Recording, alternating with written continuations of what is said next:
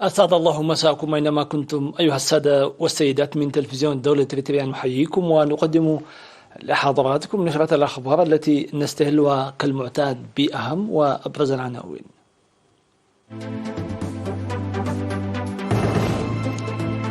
دعوة للإسراع في الحصاد في مديرية مندفع.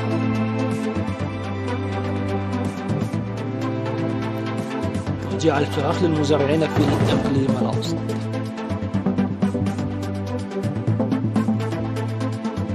تدريب الممرضون الجوالون في إقليم الكاشبركة.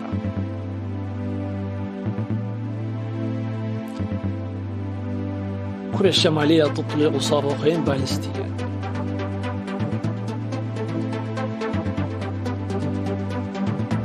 ارتفاع حصيلة ضحايا الفيضانات في الفلبين.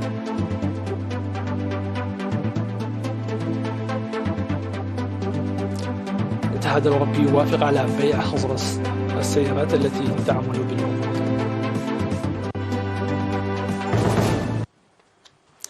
أهلا بكم إلى التفاصيل. دعا مكتب وزارة الزراعة في مديرية مندفر المزارعين للإسراع في الحصاد للحيلولة دون تلف المزارع بالأمطار التي تهطل متأخرة. وأوضح مسؤول المكتب السيد برخة تخلص اللاسي هطول أمطار جيدة من شهر يونيو في جميع مناطق المديرية، وبلغت جميع المزارع الذرة والبقوليات والبذور الزيتية مرحلة الحصاد. وأشار إلى توزيع بذور القمح المحسنة للمزارعين النموذجيين وكانت نتائجه جيدة.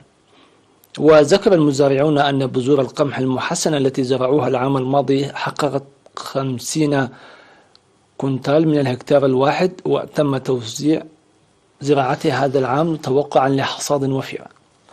وأشاد مدير مديرية مندفر السيد هيسكاس وهبت بجهود المزارعين لرفع الإنتاجية.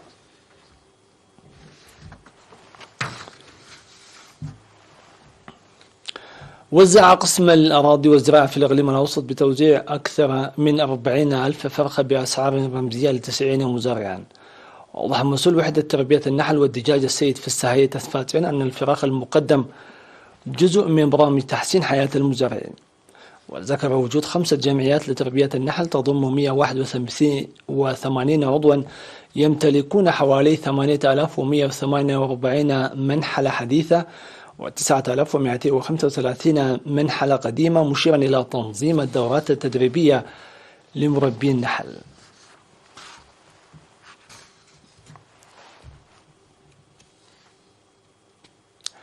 نظم مكتب الصحة في إقليم الكاشبركة دورة تأهيلية في مستشفى بارنتو المرجع من 24 وحتى 27 من أكتوبر للممرضين الجوالين لتقديم الخدمات الصحية في المناطق النائية. وسيعمل الممرضين في مديريات سلعة وفورتساوا وهيكوتا ومنصورة وملقي وشامبوقة وعالي القاش وبارنتو وغوني وغلوج في المناطق التي تبعد 10 كيلومترات من المؤسسات الصحية.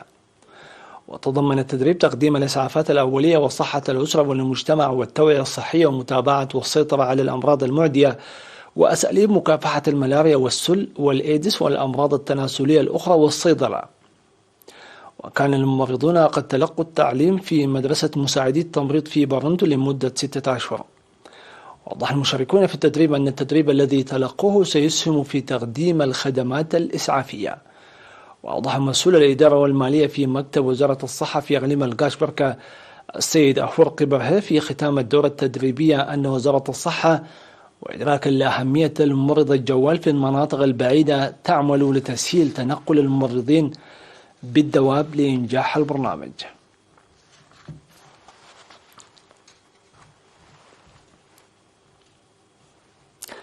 قام أعضاء الشرطة في الإقليم الأوسط بنفير حصاد من 24 وحتى 28 من أكتوبر الحالي في 3 قرى بالإقليم الأوسط لحصاد مزارع أسر الشهداء والمحتاجين والمرابطين للدفاع عن الوطن.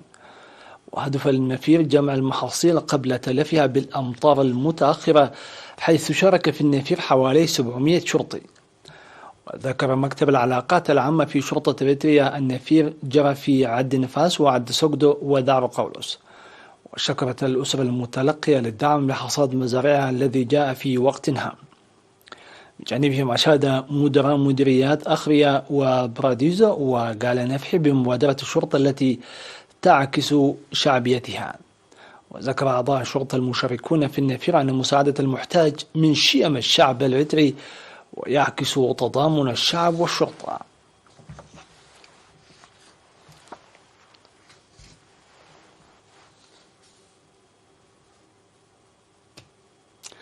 أفاد الكادر الصحي في هايكوتا أن الجهود تبذل لتحسين خدمات المركز الصحي. وأوضح مسؤول المركز الصحي الممرض عبد الله همد استمرار الجهود لتحسين الخدمات وضعا في الاعتبار ازدياد المستخدمين وارتفاع الوعي الصحي. وأشار إلى قيام المركز الصحي بأنشطة التوعية الصحية للمرضى المراجعين، والذي أسفر عن تزايد مستخدمي المركز الصحي وارتفاع تطعيم الأطفال وخدمات رعاية الأمومة والطفولة والولادة في المركز الصحي. وذكر المواطنون أنهم كانوا يتوجهون إلى بارنتو وتساني للحصول على الخدمات والدواء، مرغبين على الارتياح لحصول الخدمات الصحية عن قرب.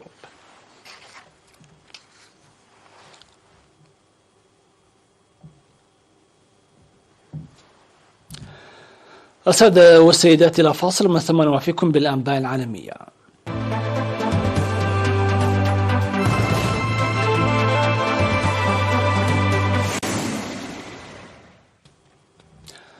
أطلقت كوريا الشمالية صاروخين باليستيين قصيري المدى وفق ما أعلن الجيش الكوري الجنوبي في أحدث عملية إطلاق صاروخية تجريها بيونغ يانغ في وقت حذر سيول من أن كيم جونغ أون قد يكون على وشك إجراء تجربة نووية أخرى.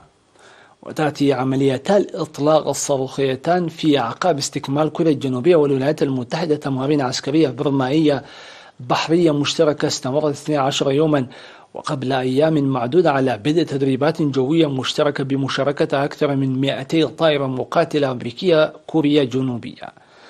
وهذه التمارين تثير غضب بيونغ يانغ التي تعتبرها تدريبات على قزو، وبررت تجاربها الصاروخية بوصفها تدابير مضادة لما تعتبره عدوانا أمريكيا. ومع توقف المحادثات لفترة طويلة أصبحت العلاقات بين كوريا الشمالية وكوريا الجنوبية في أدنى مستوياتها منذ سنوات، مع إعلان كيم جونغ أون الشهر الماضي أن وضع بيونغ يانغ كقوة نووية لا رجع فيه، وهو ما أدى إلى إنهاء المفاوضات بشأن برامجه للأسلحة المحظورة. ارتفعت حصيلة ضحايا انزلاقات التربة والفيضانات التي اجتاحت مناطق في الفلبين إلى 31 قتيلا على ما أعلن مسؤول محلي. واجتاحت مياه الفيضانات الممزوجة بالأوحال والركام بلدات ومدن عدة في جزيرة مينداناو والواقع جنوبا، وتساقط أمطار غزيرة ترافقت مع العاصفة الاستوائية. وعثر عناصر الإنقاذ على 16 جثة في داتو، وعلى 10 أخرى في سينسونات، و5 في بلدة أو بحسب ما صرح للصحفيين.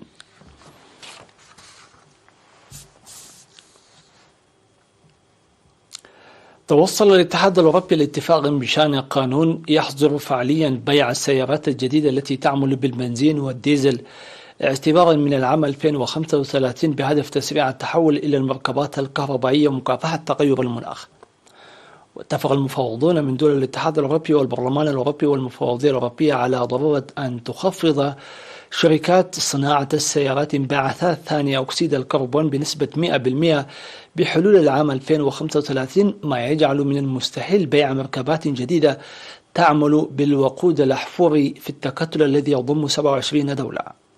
وتضمن الاتفاق أيضا خفض انبعاثات ثاني أكسيد الكربون 55% بالنسبة للسيارات الجديدة المباعة من بداية 2030 مقارنة بمستويات 2021، وهو ما يزيد كثيرا على الهدف الحالي المتمثل في خفض الانبعاثات بحلول ذلك الوقت. ختاما لا يسعنا إلا تذكيركم بأبرز العناوين. دعوة للإسراع في الحصاد بمندفع.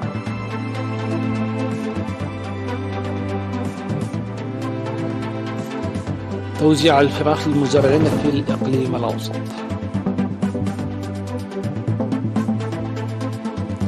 تدريب الممرضون الجوالون في الإقليم القاشبركة.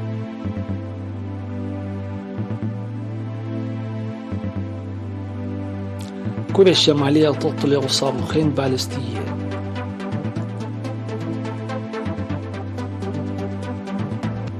ارتفاع حصيلة الفيضانات في الفلبين.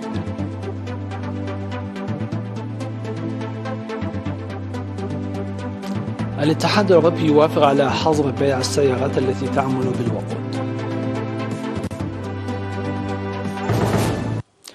هكذا وصلنا إلى ختام هذه النشرة، في أمان الله وحفظه.